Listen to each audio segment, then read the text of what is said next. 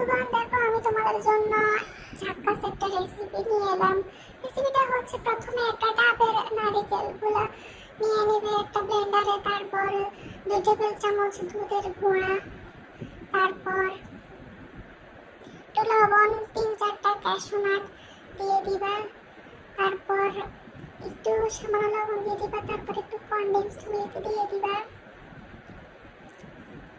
তারপরে দিয়ে দিবা একটু নারিকেলের পানি। আমি আগে নারিকেলের পানি অর্ধেক খেয়ে ফেলছি, পরে মনে পড়লো এরকম একটা রেসিপি করা যাক।